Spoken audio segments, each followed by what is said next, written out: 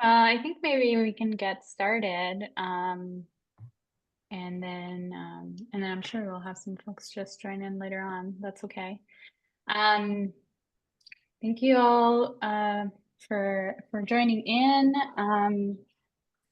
I think you all know me, so I'm Anna if you don't. And then this space is just the Farmer Learning Circle. It's part of it's partly funded by my graduate student research at UW-Madison through the USDA SARE grant and in partnership with Regenerative Agriculture Alliance and with Lewis. And we've been doing these farmer learning circles for about a year. We started during the summer. We've gone to kind of a bunch of different farms in the ecosystem. This is the second virtual learning circle. The first one was with Rod and Rick last month. And yeah, so today we're really excited to have AJ Granelli from Makoce Agriculture Development. He's a farm director there, also has his own farm and is like developing a network of regenerative poultry producers in South Dakota. So yeah, AJ has prepared a presentation for us, kind of telling us about Makoce and what they've been doing over there. I think first maybe we could just go around and do just a quick intro, just say your name and where you're calling in from. And then we'll have AJ go last and go into the presentation. Yeah.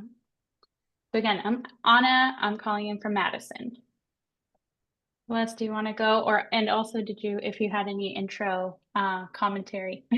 No, that's great. I mean, I think everybody here knows who I am, and I think I know everybody here. So yeah, good to see everybody. Thank you for joining.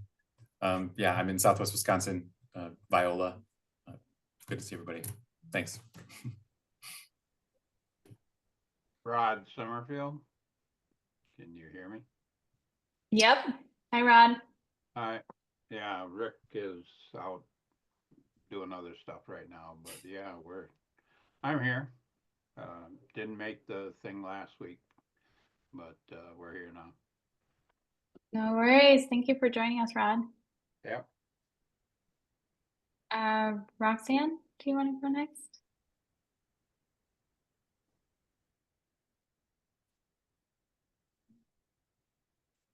She wasn't feeling well. Okay, maybe you can take the day off, Roxanne. You guys hear me? Yep. Hi everyone, Arnulfo here. Calling in from Iowa, northern Iowa.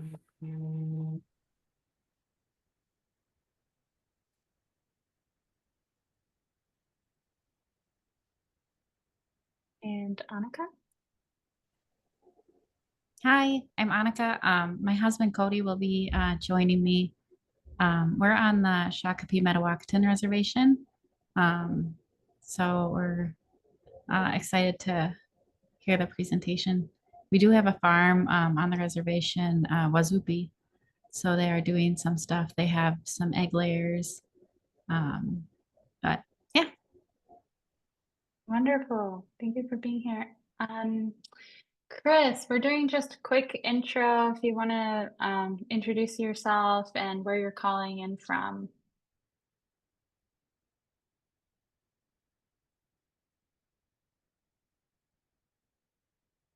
Maybe if you can hear us.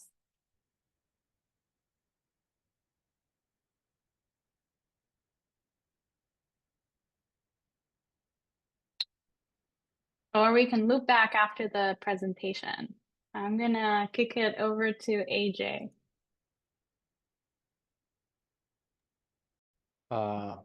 Thank you.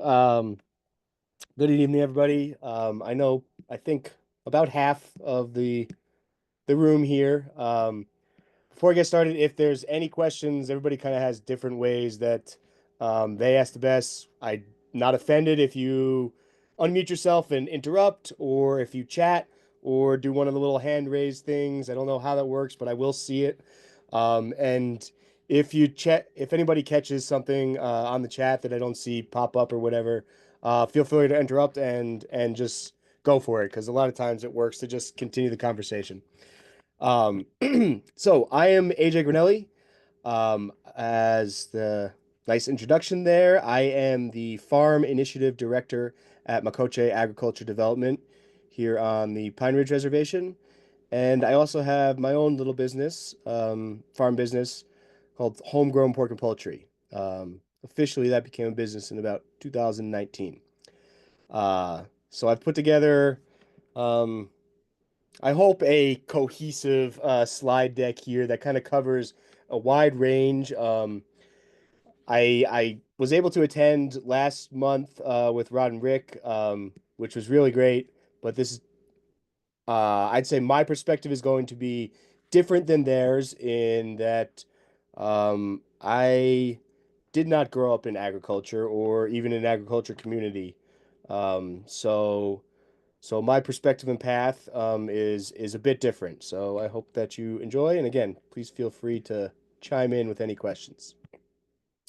So about me, originally I am from New York State. I grew up about an hour north of New York City, so away from the city, like less suburban, kind of out in the woods. Um, my mother was stay-at-home mom, artist. She actually, as I was a kid, started a small business to do press flower artwork. So I get a lot of my creativity, but from her, but I would not say near the artistic ability that she possessed. My father was a general contractor growing up, and so again, I did not come from a agriculture background per se. We lived surrounded by woods. I spent a lot of time um, out in the woods and catching frogs and fish in the pond down the street. And we had a pretty good vegetable garden. So that's kind of my coming in from like where I was raised. So when I was in high school, I got a job at a local garden center, and that kind of like opened my eyes into just all things growing. I had this fascination with the natural environment, and that has kind of steered me in multiple directions. Um, I was in that industry for about 12 years. I was a nursery manager of a pretty good sized tree farm.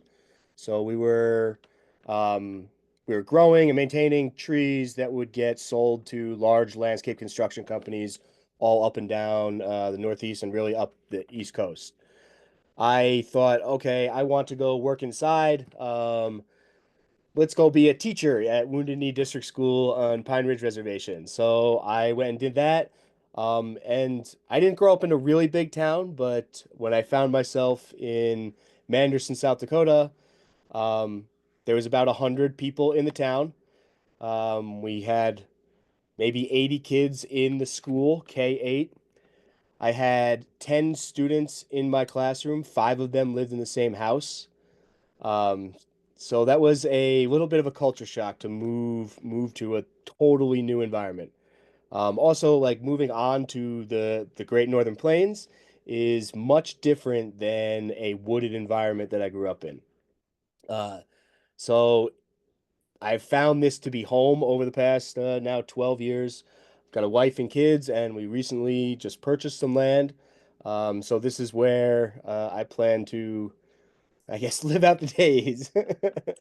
Um, so while I was a teacher in 2016, I went down to the farm store and bought 18 little chicks. I was like, we're gonna grow up some meat chickens this summer and eat them. We processed them. I had all my friends there, and it took us all day. And I'll get more into that. I used and then some neighbors down the road were like, "Oh man, we want to buy some. We want to buy some of that chicken." Like, "Oh great, yeah." So I sold the chicken, and then I bought some more, and then it just kind of started snowballing from there. In 2019, I decided that it is time to quit my job. Just 3 years after buying my first chicken. I think we had a couple goldfish and a pet dog, so Livestock was definitely not my jam at that point, but I found so many similarities in the horticulture and botany that I had studied from high school on, to just kind of the caring and nurturing of raising livestock. And it brought so many other aspects in that I really, really enjoyed. So my wife makes fun of me because I call it kind of like my animal Ponzi scheme where I sell an animal just so I can get more animals. But I keep the business afloat too. I have been employed at Makoce Agriculture along with my farm since 2021. Makoce Agriculture was started by our CEO, Nick Hernandez. Nick and I started working together in 2014, 2015 when he was at a different organization and he developed some traditional food curriculum. So we were able to bring that into my classroom, and that started kind of a relationship. And while I was diving into this new venture of raising animals and trying to sell enough of them so I could keep more of them. Nick was working on kind of some of the larger system aspects, and he started Makoche the year before I joined, and we worked together like really small contract things. So I was actually the first employee at Makoche. Prior to that, we had helped a couple families raise some chickens. We were able to get a few egg layers for one of the local schools, and that kind of spun our opportunity for a couple little bit larger grants where we could actually become employees and start moving towards a career in this. So what do I do? First, I own and operate Homegrown Pork and Poultry.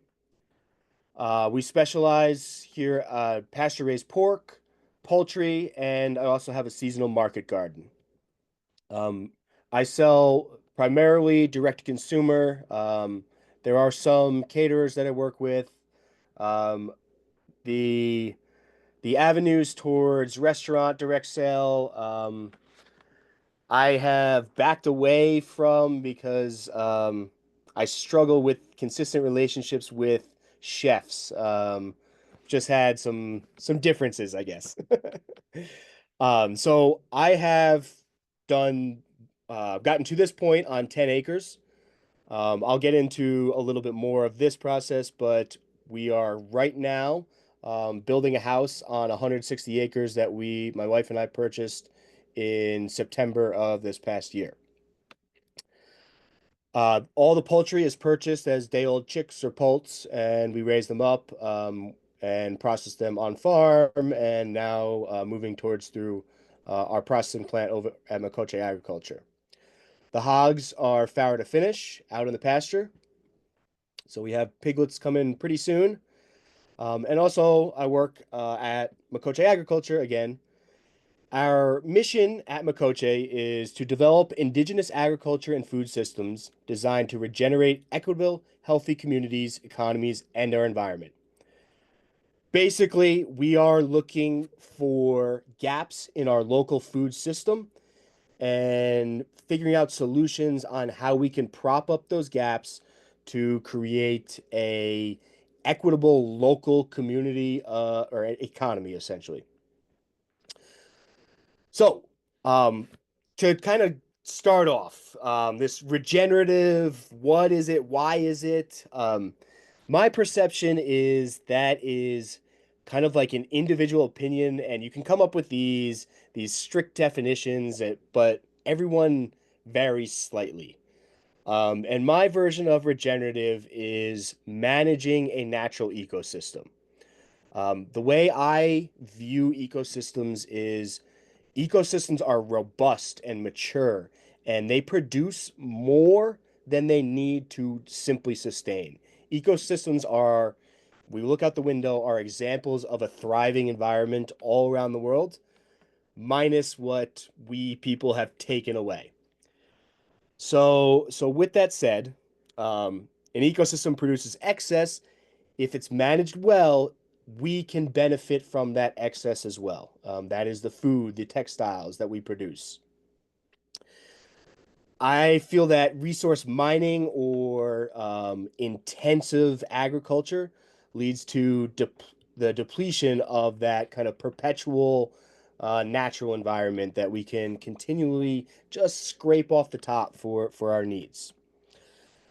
The other reason why am I into regenerative agriculture is access. I touched on to start off that I didn't come from an agriculture family, and I'm not saying that people that do come from an agriculture family or have access to machinery had it any easier or harder. It is just simply a different path. But I feel like regenerative agriculture can be scaled down to such a size that you can make a minimal impact and footprint. So it was that easy access of letting a few chickens roam around my yard as my access point in. And that leads us right into chickens. I am in cattle country here. We have rolling hills of grassland with very few trees. Um, it takes a while to get a calf born, first off, and then raised to a marketable weight and then processed. In a chicken, I could do 2 rounds in a summer on my summer vacation from when I was teacher. So from literally an egg to a meal on my plate, I could do in 50 days. That access into food and the production of food was so appealing to me and kind of addictive. Let me go back here. And largely, the way I got into this is the grocery store is really far for us. I drive 100 miles each way to Rapid City. That is the closest full-size grocery store. We have 11 convenience stores around the reservation. I'm from the Northeast, so I like this scale works for me. The reservation here is about the size of Connecticut. From one corner to the other takes us an hour to an hour and a half to drive across it. When there is chicken in the convenience stores, it's like maybe once or twice for a few days during a month. I wanted to eat really good buffalo wings, so that's part of the reason why I bought some chicks and raised them up. So now, talking about Makoce Agriculture Development, we have 5 initiatives at Makoce, and these came to be in, again, a logical planning over years of viewing where we saw systems gaps in our local food system. So first and foremost, the regenerative production farm. And the idea of this initiative, the initiative that I lead, is to increase both production and processing capacity on and around the Pine Ridge Reservation. On the reservation here, it's approximately 2 million acres. Well over 70% of that land area is controlled by non-tribal members, non-residents. So most of the land is leased out to generational ranchers that live anywhere from a few miles off the reservation to hundreds of miles. Right out my front door here, I have about a 1,300-acre cornfield. And for the past 10 years, the family that has operated this lives 10 hours away in northern Minnesota. And it is profitable enough for them to come here, farm, and then go home. Every time they go home, they bring a truckload of corn too. They hire no one local, so they're literally taking money out of the land here and bringing it somewhere else. We want people that live here to have access to that economy. Second is our Food Hub initiative. And this is an attempt to align the marketing and distribution channels to improve access for current local producers and potential local producers. A big part I know of the entire tree range system, right, is so that the farmers can farm and do really well at that. We want people that are going to be focusing on marketing and distribution to focus on that. We want the processor plant to be really well at that. We don't want the farmer to have to do every step. The more specialized differences we can have around our community, the more times each dollar stays within our community. Again, reminder, we drive at least 100 miles to the grocery store. It is so easy to send money that does get here directly back off the reservation. Our third initiative is Oceti Sakowin Alliance, Food Systems Alliance. Oceti Sakowin, translated to English, is essentially the 7 council fires, the seven bands of the Lakota people. And so this is a relationship building and cooperation model that we are continually working to develop. So in that alliance, policy work is put forward. So we are developing what would be example policy to encourage our local tribal council to move towards some strengthening laws. Examples why we need that. As we are putting up we're building this poultry processing plant that we don't have a county health department. So the USDA says to us, well, who certifies your water and your sewers? Well, technically, IHS, which is Indian Health Services, would be the governing authority, but they don't participate in any commercial certification. So we have these legal gray areas where there's just not policy on the book. And that leaves it open to essentially what boils down to is theft of jurisdiction.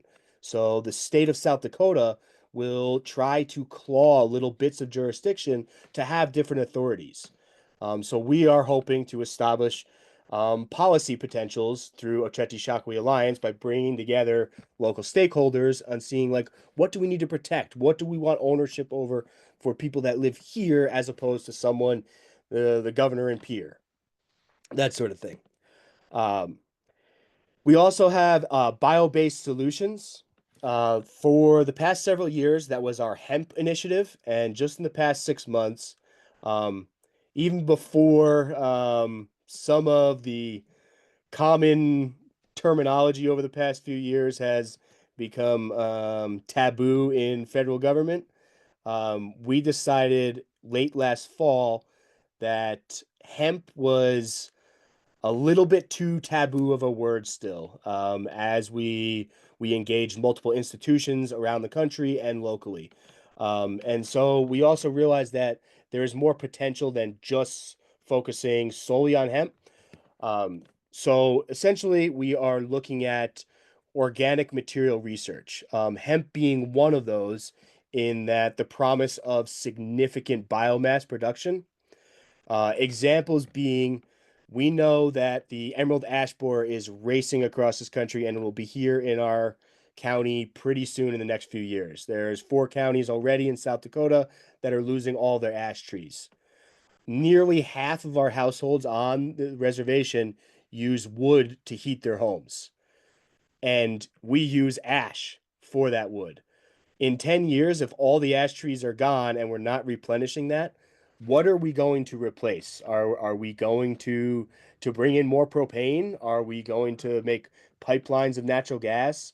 Are we going to figure out already produced or potentially hemp produced bio-based, organic material solutions that we can figure out? So we're looking at research and development in that initiative. Finally, we have our Food Systems Institute. And we realized pretty quickly that all of what I just said is quite a few mouthfuls, and there's a lot of education need and opportunity around each of these pieces. So the Food Systems Institute is essentially the education arm of all the initiatives to drive the knowledge and training access on and around the reservation here in relation to this whole food systems development. So that was a lot. If there's any questions, put them in the chat. So now I'm going to kind of hone in a little bit onto our Makoce Agriculture farm. I said earlier that we have a little over 2 million acres on the Pine Ridge Reservation. It took us, I started working with Nick in 2019 on getting a lease to any land. So land access is hugely challenging, even for tribal members that live on the reservation, to be able to grab away any lease potentials from, as I mentioned before, non-tribal members that are leasing a lot of the land is hard. It took us 3 years, and we finally got a nice 40-acre parcel right in the middle of the reservation where a creek cuts through. So this is our Makoce Agriculture Woyute Regenerative Farm. Woyute in Lakota is food. So this will house our first full-scale tree range system in the region. Sorry, I'm not counting Minnesota in our region. We're just a little far, semi-region, but in our area. And in about 2015 at Thunder Valley, with Rehi, we built a small example system that was designed for egg laying. We quickly realized that we are going to have a tough time competing with then the 99-cent eggs at the gas station a mile down the road in that tree range egg laying system.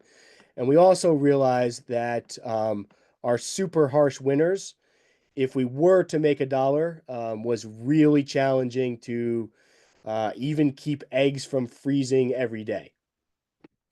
So that was like almost perfect timing that I bought a few meat chickens, and we all collectively realized along the same time. I think that Organic Compound in Minnesota had put up their first barn and was designed for egg layers, and kind of a large shift in mindset. Like, wait, we can turn around meat in such a tighter time frame. So there was a few factors that all went into this simultaneous as you guys move to meat birds in there. This year, we will be starting our first flock June 1st. Our second unit is under construction currently. So we hope to run 3 full flocks in our first unit next year, and then 2 for the second unit. We also are hoping in this site we can incorporate some passive recreation. We lack really any formal park or interpretive natural access. So a big kind of side project on this property is that education piece, that opportunity for young and old people to be able to access the land that they've lived on for generations and millennia. We are also highly motivated to see if we can make this system work with turkeys in a few years. Now I know there's some debate on that. From our perspective, we have a lot of wild turkeys. Wild turkeys love these transition zones. So although this picture is showing you a strip of trees, there's no trees to the west for a mile. There's no trees to the east for a mile. And then we get to some hills that are topped with pine trees. Every single morning, about 100 wild turkeys come out of roost around this creek here, and they walk that mile across grassland to the hilltops with pine trees, and then they come back down. So we see this as this tree range model is extending this ecosystem we have right around the creek.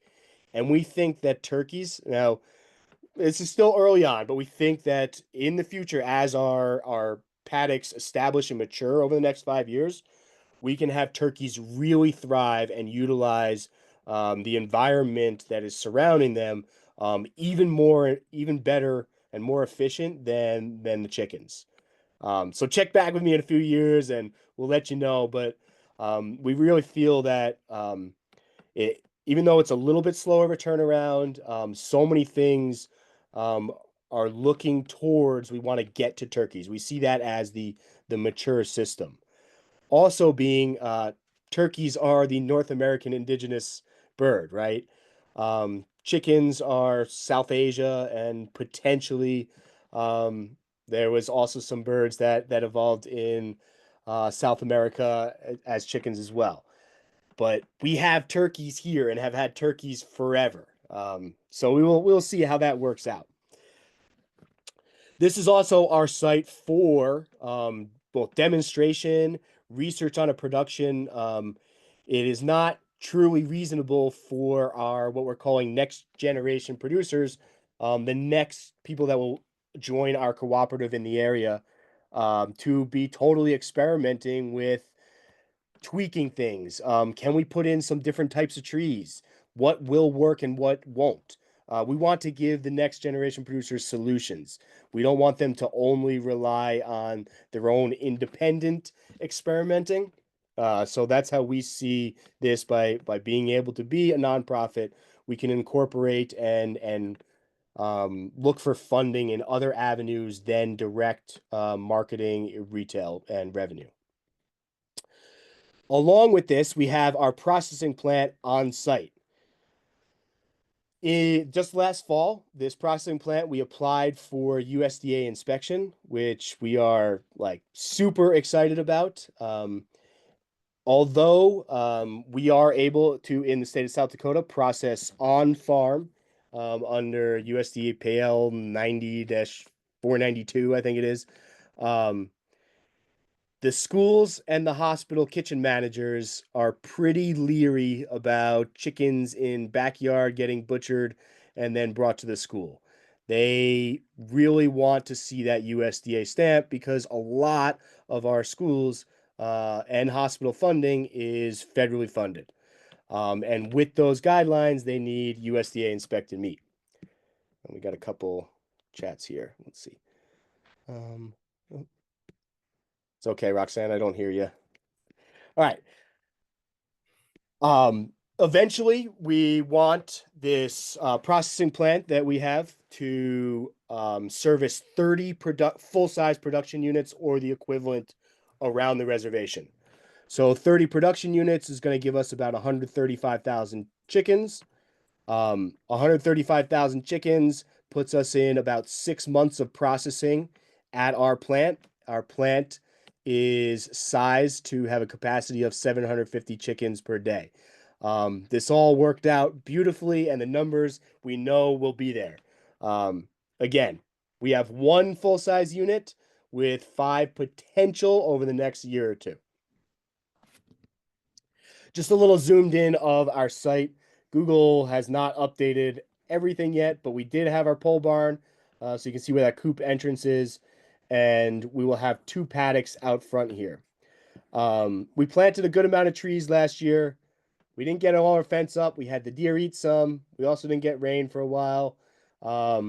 Establishing trees on the prairie is a challenge that we will continue to get better at.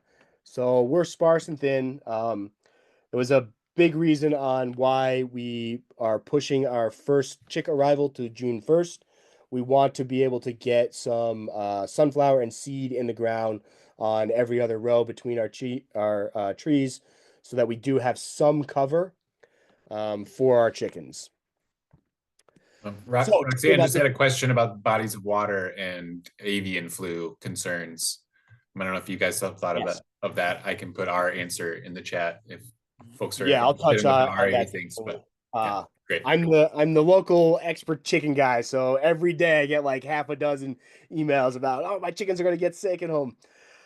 From everything that I have been a part of, read, webinars, listening, and talking to veterinary scientists and whatnot, the guidelines are so slim, right? They tell you keep healthy birds and they'll stay healthy, and you might just be unlucky if a sick bird lands into your flock. I mean, they say it in some more scientific technical terms, but that seems to be the guidance that we're getting. We do have the Nebraska Sandhills just south of us, which is a pretty decent flyway for sandhill cranes, some migratory ducks, and a lot of Canada geese. We are, again, pushing some of our production, like we're not getting birds for us until June 1st, hoping that most of the migration has moved through. We live a couple hours drive from the Missouri River, so we have seen from the state of South Dakota a pretty significant impact on East River. We have not seen much impact or infected animals West River as of yet. So my general advice to people is take care of your animals. If you see sick animals, let somebody know so that we can try to get it under control. So I don't know if that answers your question. I don't know if Lewis, you have any other better advice or anything. No, To I me, mean, that was great. I mean, knowing, like you said, knowing your environment, I mean, the fact that you're tracking when migrations come through, I mean, that stuff is really awesome to even have on your mind and makes you way more prepared. I mean, we're looking at putting together biosecurity plans for all our farms and looking at the ones that have ponds and things and potentially putting up fences or just limiting foot traffic, and, you know, stopping anything that's really walking potentially through any of the droppings from wild birds that would be around the bodies of water. But yeah, and again, we've got the healthier birds. So, you know, I'm confident that if and when we get pressure tested, as long as we've got a plan and, you know, we can show that we did what we needed to and we're prepared, then, you know, we'll get through it. But yeah. The other aspect I see of resiliency is in this model, right? The largest flock or farms we're going to see is probably 3 production units. So maximum there's 4,500 birds on a farm at a time, right? We're not looking at barns with 500,000 birds or even 50,000 birds, right? So just that spread out, and the concept that we want to have 30 barns around the reservation, again, about the size of Connecticut, 2 million acres spread out. We're hoping that builds into the longer term system. It seems that history tells us when a disease evolves, it probably doesn't go away real quick. So we will see this for the coming years, I bet. Let me see, we got some more here. Okay, excellent. So onto our processing plant. This is a picture of our processing plant that we are super proud of. This was built at a Canadian community college. I think it was 2007, but we get varying answers from everybody. The company that did oversee the build is in Washington State, and they were absorbed by what is now Friesla. If anybody has looked into any mobile processing plants or package freezers, that may be a company that you've dealt with. So they had one guy that still works with that company that was with the original company. He's like, yeah, I kind of remember us doing that. They did some experiments for the college, 3 processings. And then my understanding, it sat for a few years. And then it went to Minnesota for a few years. I don't believe that you guys used it at all in Minnesota, and decided to kind of go a different direction towards brick and mortar, just with the access of processing plants in that region. Where we are right now, the closest place that we could bring birds to be custom processed would be Stacyville, a 9-hour trip. So that doesn't fly for us. We needed a bigger solution, so it worked out really well that we were able to receive this in 2020. We've been practicing the past few years. It's a 58-foot trailer. Initially, our idea was, yeah, well, you know, hook it up to a truck and drive around. Well, it takes a lot of diesel to move that thing around. You also need to make sure that you're hooked up to good fresh water and a place to dump all the dirty water. So we decided that we are putting this in a permanent location and building off of it, essentially. Last spring, a year ago now, we laid a concrete pad and put it in a permanent location and hooked it up to our municipal rural water supply that happens to run a giant pipeline right down the road at our farm. So things worked out with patience. This unit has the potential to process 750 birds a day. And what maxes that out is the chill room. we have enough racks and enough air capacity in our air chiller to only cool about a little more than 3,000 pounds of chicken in a standard day. So here is our plant on the on the new pad. We have since added a inspector building right where everyone's standing. We have divided up this outdoor room into our kill garage on one side, and then the front side turns into a little office for check-in. We have some connexes where we store all our materials, and in about a month, we should be receiving a walk-in freezer that we can start aggregating and storing chicken to distribute with a new agreement. We are going to supply a local school chicken for their Wopila Wednesday meals. So it's a program they started where each Wednesday a different grade gets to bring in their parents and relatives and eat lunch with them. And so they cook a special meal. And so we're going to be supplying the chicken for that this coming year. We're super excited. The picture you're looking at right now it was a bus full of representatives from Indian Health Services that came through this summer. And we just got an email like there's going to be a few people from IHS, and we figured it'd be some local people. We didn't really know who we were talking about, and we kind of spent an hour talking to them, kind of ragging on IHS and inefficient processes and whatnot. And then we realized that there are 4 presidential appointed and Senate confirmed people in this crowd with us, and so we got some interesting emails the next Monday. But they were very impressed, and they really liked it because we were authentic and told them what we were thinking. But I don't know if we would have said the same thing knowing who we were really talking to. It sparked some conversations, we'll say. So on to my perspective on my own personal farm. 3 kind of principles have guided me in the growth from those 18 chickens to where I am today.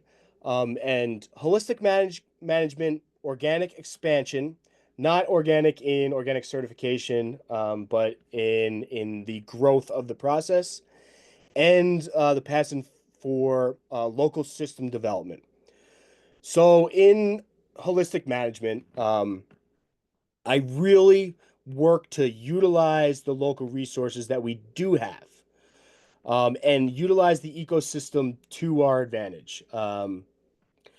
We can find lots of faults in anywhere we go, probably. We have generally considered low income, but we have schools that are funded different channels. We have avenues to get food. We have national networks that can help support financially, and then be able to access or give access to people that might not be able to afford the same product. To have multiple sales channels. I drive 2 hours to Rapid City, and there's significantly more affluent communities where I can sell at the farmer's market for a certain price. So I can essentially sell higher there than I can right out my back door. And I know that a certain percentage has to go there, and a certain percentage stays within my neighbors and the community here around the reservation. And holistically, I can look at what I will make at the end, as opposed to each individual sale. The organic expansion that I refer to is this concept I always preach of turn the engine, right? Produce enough to run the cycle again with a little bit more speed. And that speed is a few more birds, right? I took that money, the profit from the 18 birds, which wasn't much, but able to buy a few more birds and a few more birds. So each time I can go through a cycle of chickens, I'm able to take a little bit for myself, and then enough to reinvest in growth. And finally, I have a firm belief in local system development. I think that there is plenty of room in our food landscape, not just here locally, but across this country to tap into markets. We cannot have enough small farms. Every time a new producer I see around that is starting to engage in selling more local produce, it just engages more potential buyers and more of our community, and it changes a collective mindset in how we are prioritizing the dollars we do have for food that we want. Um, I know that the average person in South Dakota is consuming about $400 worth of food per month. Just 0.1% of that on and around the reservation, the 40,000 people, right? That gives me the opportunity for $190,000 in sales. So 20% of that, I can make $40,000 if I can have a 20% profit margin by having 0.1% of the local food market. So if we had 50 growers, we're only talking about capturing 5 or 10% of food market to significantly start to alter our local economic system and our local food system. So that's a driving factor for a lot of what I do. Even at Makoce, that 135,000 chickens that I was talking about earlier, we want to see produced around the reservation. We know there's a little over 2 million chickens consumed here on the reservation every year. 135,000 is 5%. So we can grab 5%. We have a $5 million industry that wasn't here yesterday that we now have. If we can turn that dollar several times on have some local farmers produce the grain, we can have the processor employees get paid. We can have those producers that are growing the chickens. We can have someone that's marketing. We can have a truck driver. That dollar now stayed in there 5 times. So that $4 million industry is a $20 million industry that, again, wasn't here. And we're only talking about 5% of the chicken consumption. So to us, we see this as, yes, large, ambitious 30 barns, but really just a small chip on the big system. You got a question of your top Yes. selling product. What is your whole chickens? Yeah, whole chickens. So since the beginning, I have run what I basically frame as a chicken CSA. And that provided me opportunities to generate enough revenue to grow all the chickens that I had time for each year or have time for each year. So I sell about 40% of my chickens before I have a chick on the place, before I've bought an ounce of feed. And with that, I have about 75% of my costs covered before a chicken is here. Now I have to deliver that, so I'm making a promise. There is a slight risk in that, right? So whole chickens, the market has significantly increased for me. So I cannot independently grow nearly enough chickens that I want to. We need all of those 30 barns. We need a bunch more people. As far as the pork, I do about 30% whole and half hogs. So like 65% retail. I do not like retailing as much, and I want to move back towards closer to 100% whole and half hogs if I'm able over the next few years. I think that this is kind of a side tangent, but I think that increasing capacity, I'll be able to reduce costs some more.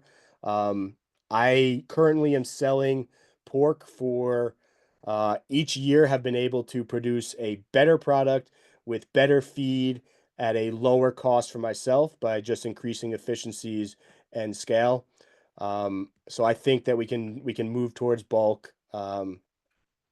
As far as individual cut that sells the best for pork, For the first 4 years that I was selling retail cuts, I was using a processor that did not have any sort of inspected kitchen facility, so they weren't able to um, do any curing or smoking. So I essentially trained my customers to love side pork. Um, so side pork along with bacon is some of the biggest ones. I now have access to a USDA processor that I bring a lot of hogs to, and the hatch chili brats are in the highest demand consistently. For other than that, fresh pork steaks is another thing. So the front shoulder, the Boston butt would be the front and shoulder of a pig. If you cut them into steaks, that is the best tasting portion of a hog. Those that know. So get yourself a decent pork steak and cook it just like a beef sirloin, hot and fast with a little salt and pepper, and it will be the best meat that you've ever tasted. Prove me wrong. So I hope that answers those best-selling products. So a little bit on how I have managed the poultry over the past 9 years. I'm going to get into, we are transitioning away, but I have the most experience in what I've done in the past. So that's where I'm going to kind of cover, and then we'll talk about how I've gotten to where I'm at. So as for the chickens, I have kept them in the brooder between 14 and 21 days, depending on weather is a big factor and kind of time season through the summer. I personally have found that the earlier I can get birds out to pasture, the better they utilize the pasture. With that said, you need to be careful on major temperature fluctuations. I have been growing Cornish cross.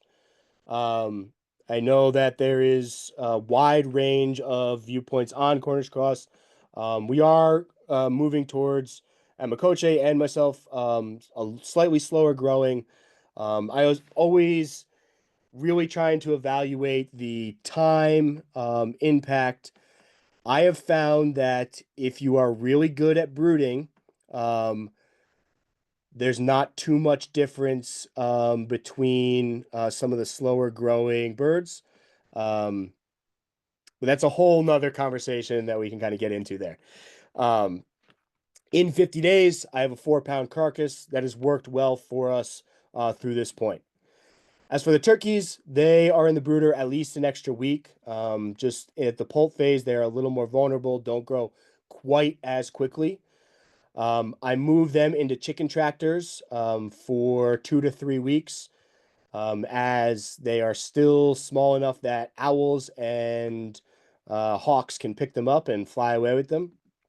And then I move them into poultry net, and it's typically about every 2 days. I mean, the first couple weeks I can usually get away with 3-4 days, but as they start impacting the pasture, I move that netting around because the place that I'm at has minimal current infrastructure. I also have a mobile roost that I used to have a big like cover and roof for this mobile roost, and they didn't want to go inside. They just wanted to go on the roof. So now I just have a simple trailer with a huge rack on it made of 2x and a big giant grid, and it's low enough that until about week 12 they have no problem all jumping up there. I have been growing broad-breasted turkeys for 6 years now. 91 days is 13 weeks. We're usually give or take a few days on that, depending on just how it lands or whatever. But I've found for my customers, a 14-pound whole turkey sells the best. There's always outliers. Some people want small birds and some people want big birds. And as we have a straight run, we usually have birds anywhere from 11 to 17 pounds. So it works out, but I work for that average 14. Something that I really have been considering the past few years is bringing in a flock of turkeys a little bit earlier so that I can grow out for more parts. Extra turkeys we've had the past few years, breaking down turkeys into breasts and thighs and even wings have been Surprisingly really good sellers, especially for, I'd say, folks with small families or just couples or individuals. I've been able to gain that access to those customers, whereas even like an 11, 12-pound turkey is too much for just a couple without kids or something. So here is an example of my brooding setup. I have 4 of these set up in this old brick building that is on the place that I currently live on. It had no roof when I got in, and I went by a few construction sites and was able to get various colored sheet metal to make a new roof when I moved here. And so we have this brick building that was put up in 1932 that now has a roof again. I've broken it into 4 different parts. I use what we call these Ohio brooders. I struggled with draft and temperature fluctuations early on. And also the place I lived before, essentially a shed. And I found that this setup, I was able to also use half the wattage. So I have 225-watt bulbs in there. And usually by day 5 or so, I'm turning one of the bulbs off and both of them off during the day. So the chickens are able to use it as basically a big mama hen, where they can go under as they want. It gives us a larger span of heated area, and then kind of their own free range. I just had challenges with lights hanging from the ceiling and bumping into them thing. It didn't work for me, so I went this route, and this has worked really good for us. This has also been the concept that we have given to families over the past few years at Makoce that we have helped to raise their own birds. Let me see, do we got another one here? Cool. As for the turkeys, I use the same brooding setup with some tweaks. Turkeys really need a contrast in their food. I heard from a lot of old timers that turkeys are the dumbest animal that there is. And I have developed a completely opposite perspective in that.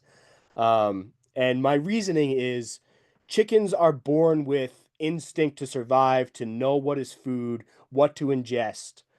Turkeys are not.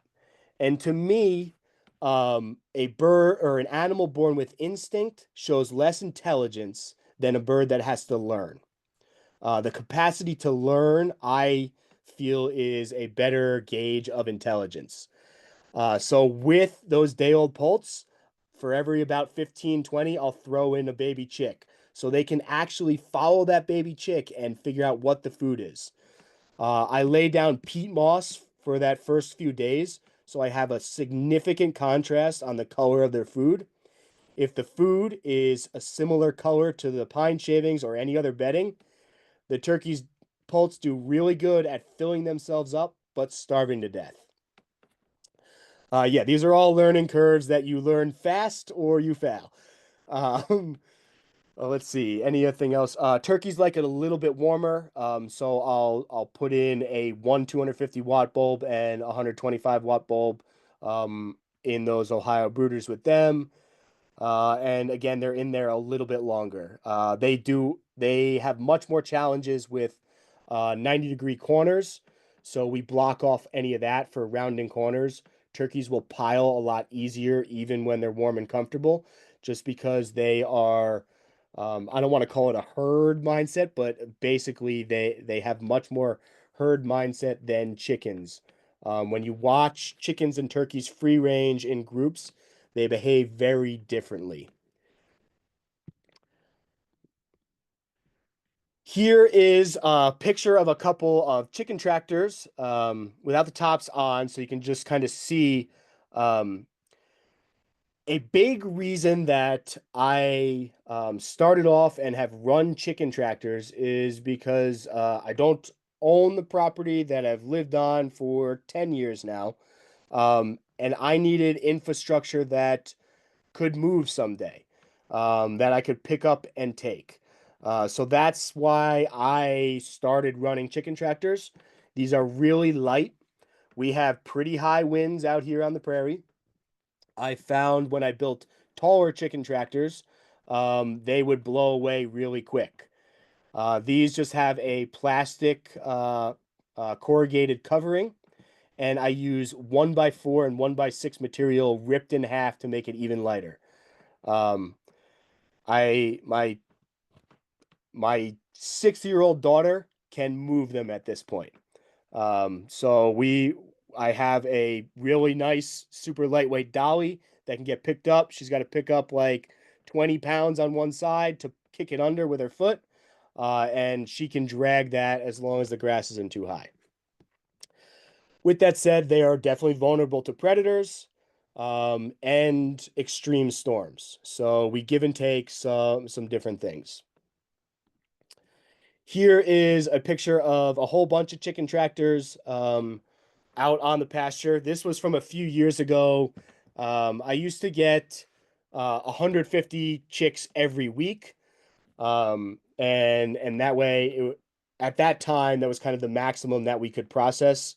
I have moved to larger batches less often, just to kind of keep my sanity and also a little bit less walking in moving all these chicken tractors. By just having all the chicken tractors in one line together, I would save about an hour. I got up to 12 chicken tractors running at any given time, each with 75 birds. So it was about 2.5 hours of, or about 2 hours of chores a day to run that. We'd have 925 chickens on the pasture at a time. Here's just another angle of me moving some chicken tractors each morning. I'd fill water, one move every morning. Another close up. I have some really well-trained dogs that keep our predators away as well. Without them, we could not do it. Skunks have been my most challenging predators. When I get a young dog, they are inexperienced enough that they keep away the skunks, but the older dogs, they know that they don't want to get sprayed anymore, so we got to keep getting younger dogs every few years. Here's a picture of a turkey moving out to the pasture. And here's examples of the turkeys in the chicken tractors. So again, I do that because I don't want them to get carried away.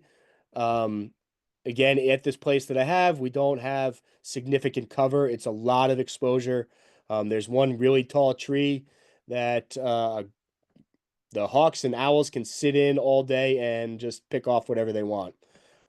So I had free range totally, and to varying degrees. That we found some success in free range, but again, as they get into this like 8-9 pound live weight, we seem to totally eliminate any aerial predator pressure. Here is my well-trained herding dog, who, yes, he does herd my chickens, helps me move them, and on command will bring the turkeys back into the poultry net, which is pretty cool. But yeah, the turkeys engage really well with the pasture. Even on this, this is a wheat grass that you see here and gets a really fine seed head, and they will turn their head and eat the seeds off. I've seen them slide grass blades in their mouth to pull ticks off. So they really engage with the pasture. They eat a significantly more of green plant material as well. I wouldn't doubt that they do get 15 to 20% of their feed actually from the pasture. And just some more angles of the turkeys. And their resiliency. I have had a foot of snow on their backs and watched them wake up to shake it off. So we do go a little bit farther into the season. We are here on the Pine Ridge Reservation as far from an ocean as you can get in North America. So our fluctuation in temperature and weather is as extreme as it gets, basically. we go big swings. So I really like the resiliency of the turkeys. We try to process them in mid-October because after that, the water is just frozen every day and it becomes too frustrating. Now, as for hog management, we're doing time. We're doing okay. All right. So for hog management, farrow to finish operation, wasn't that at the beginning. I use very low cost, simple shelters, like pallets, A-frame. I have found that hogs will destroy anything, and I want to be able to easily move them and not impact the same places all the time. My strict rule is I breed the best and eat the rest, and there are no exceptions. It is challenging to compete with the cost of cheap pork.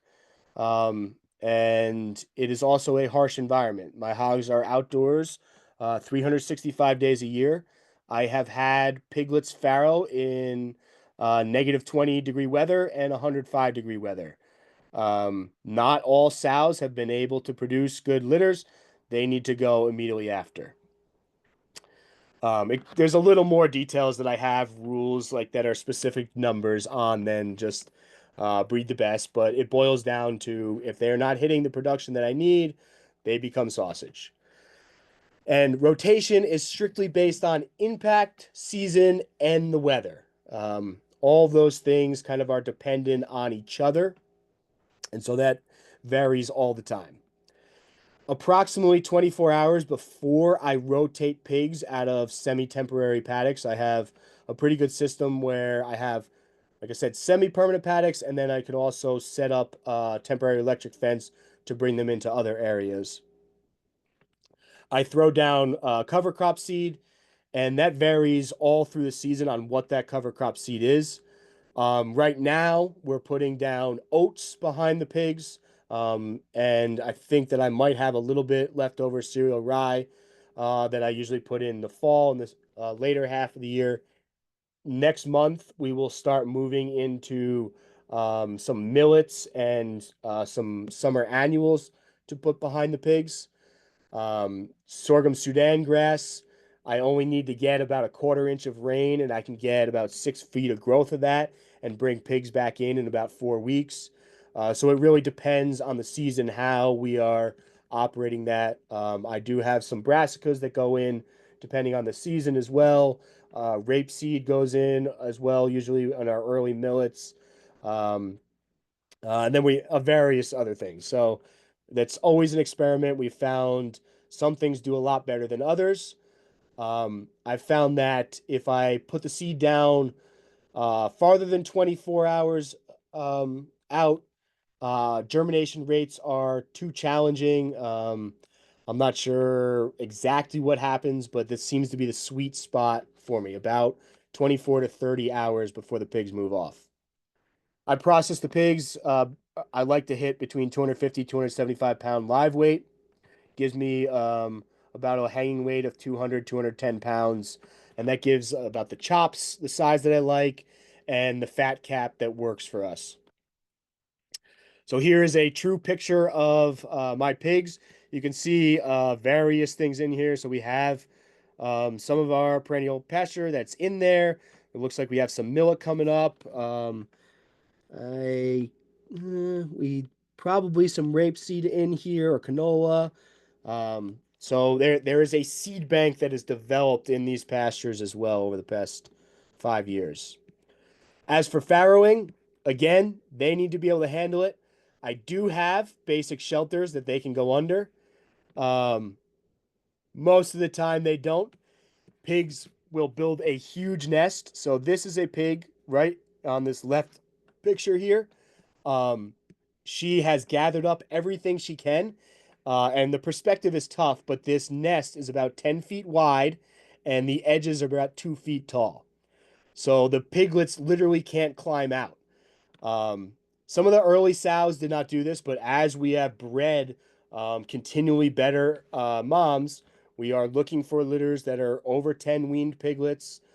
So we want them to drop between 10 and 14 piglets We always have some mortality early on, but again, we need her to wean 10 piglets twice a year. They are out there on their own. Again, I have had no heat lamps, none of that. People will be like, "Oh, piglets need heat." The warmth that comes off the belly of these sows, I could lay down and stay warm in a blizzard. It's incredible how they're able to manage. What's the breed? Good question. So I started with these are pigs years back, Berkshire hogs. I also have Iowa Swabian Hall in there, and there is some mule foot and some large black. Um, I have raised 3 boars of our own, and we've brought in 2 outside boars.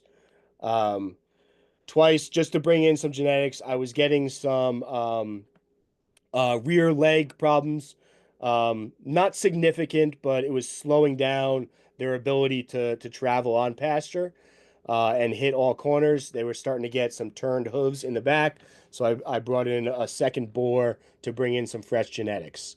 So I have raised all of our own sows since purchasing 2 about 6 years ago. So it's a mutt. It's Batesland pasture raised, whatever you want to call them. There's some leftover pumpkins in the fall that got frozen, and there's our sows munching down on them. Here is good examples of cover cropping. So this would be a typical mix.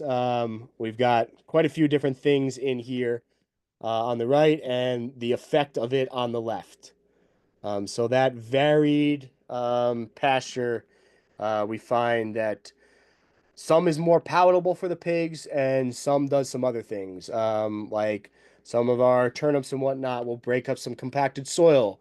But some of the sweeter grasses, the millet, the sorghum Sudan grasses, even corn I've put down, gotten that to germinate pretty well under them. They like that sweetness. So they really go for those grasses first. Do I have any other? Okay, yep.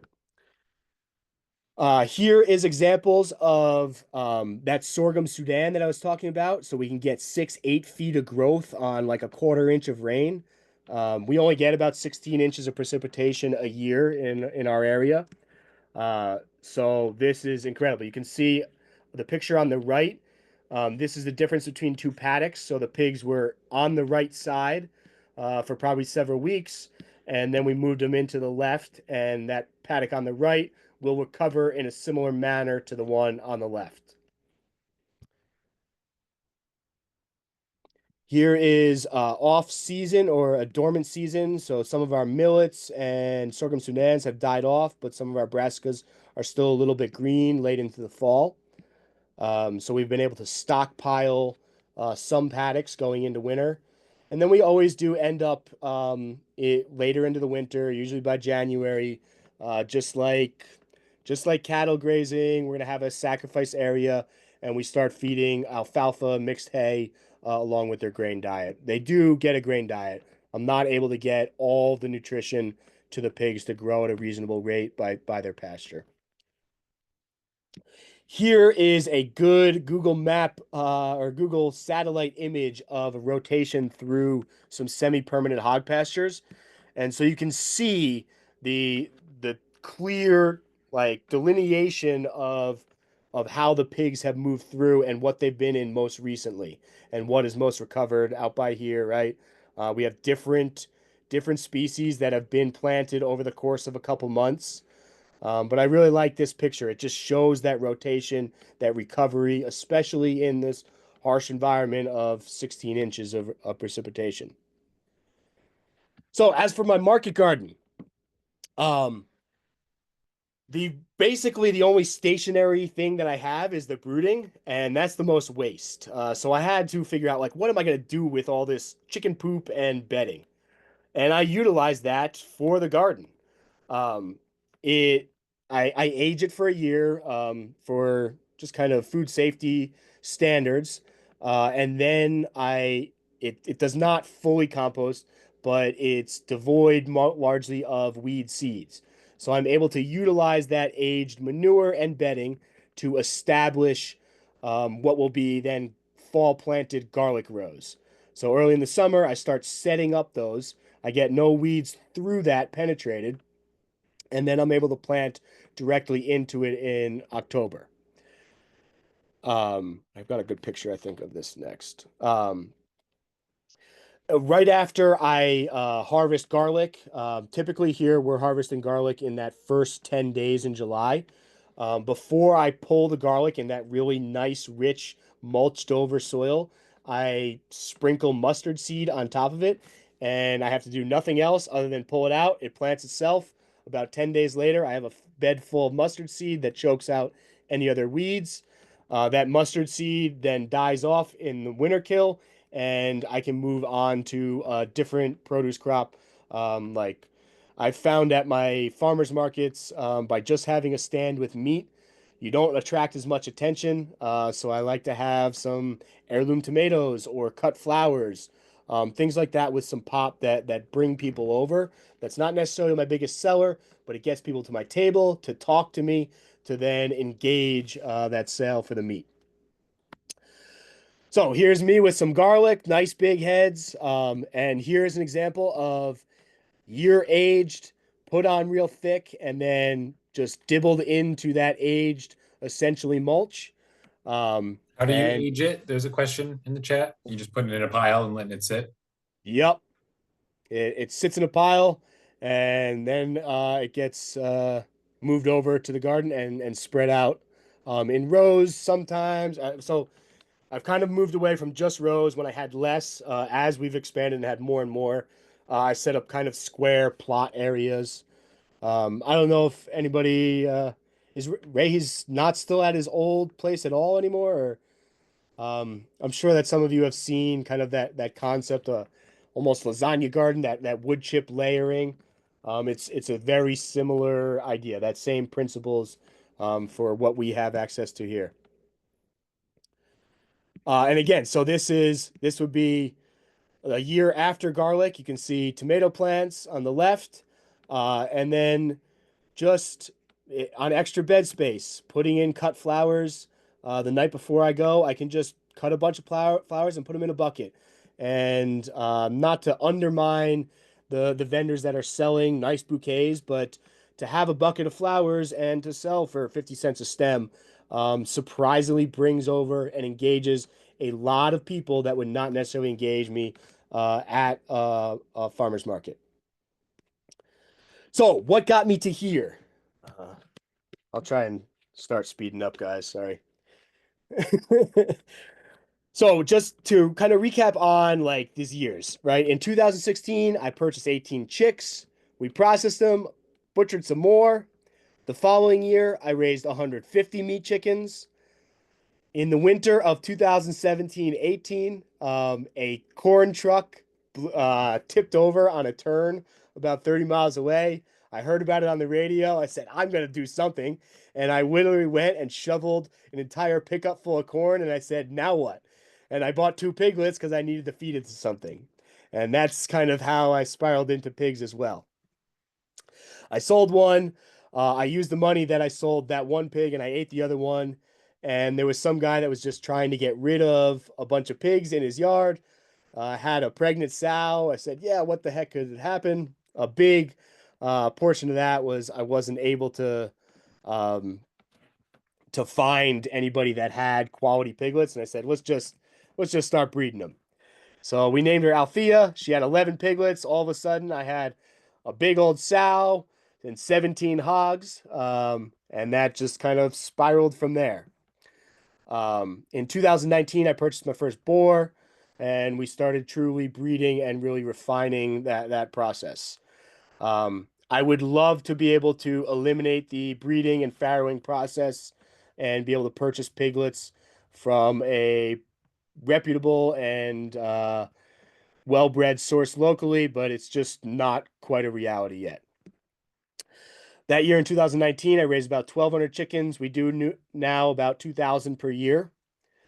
In 2020, just before kind of COVID hit, I like that winter, I was still teaching. I had on winter break, and I established a new website. And then by the end of January, like February, whenever we started hearing COVID, everything shut down, and I had this freshly designed ordering system on my website, which worked out really well for me.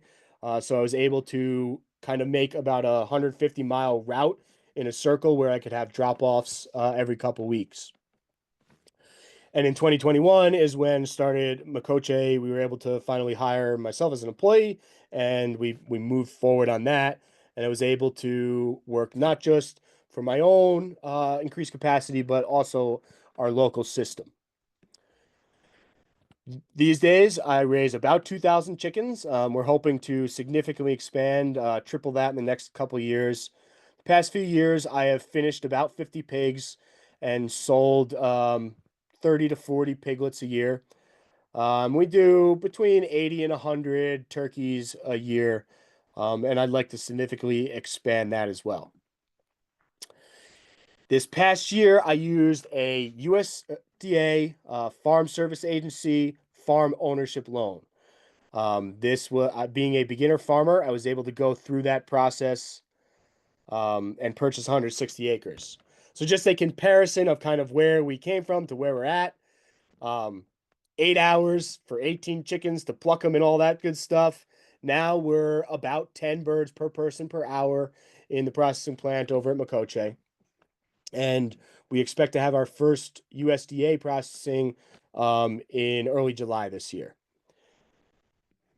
This was my first chicken tractors that I had. This was literally trash that was leaned up against the house that I put together and put 18 chickens in. So it's truly potential to start from about nothing. Quickly, I want to just kind of talk about my process of that FSA farm ownership. Having my numbers in order really helped. I had to really justify that, yes, I can get $4 a pound for chicken, even though at the grocery store it was 99 cents. Yes, I can raise hogs in cattle country. So they came out. I was the laughing stock of the FSA office for a while, going in there like, this is cattle country. We don't do pigs and chickens around here, you know. But they finally now think it's all great. And when I walk in, everybody comes and listens to whatever I'm working on because it's totally out of the norm for them. It took about 4.5 months from the time my application was accepted to us at being able to close. It all started with I needed a purchase agreement from a gentleman that's getting ready to retire. And it's his farthest piece of land from his home operation. So it's working out great. And included in that loan, we were able to drill a well, run some water lines, and I'm currently building a 2-bedroom little 900 square foot house for me and my family. This is just a quick overview of our new farm. The poultry paddocks will be here. I have 12 grain bins that I am going to run chickens out of this year. RA was generous enough to, I applied for a grant through RA last year to purchase some trees. So my trees in a few weeks will be here that we purchased in the fall to establish in these poultry paddocks. We have about 5 acres here, so we're going to run this direction off of some trees already, and from the north to south a couple paddocks as well. We're going to expand the market garden. I have about 30 acres of pasture that we will graze.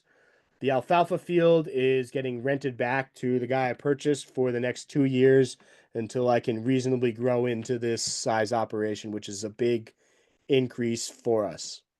Did the FSA loan cover the house? The Yes. building? Yes. So, I mean, I had to put together a pretty good plan. We had some drawings made up and had everything estimated out. But that ownership loan is designed for what you need to get done so that you can run a long-term successful family farm operation. And I was leery that it was going to work too. I was like, can I really do this? And so it's all rolled into one thing. Much different than private mortgage. I had to go down to a couple banks and they laughed at me. They're like, yeah, right. You're not growing chickens. We're not giving you a loan to grow chickens and build a house.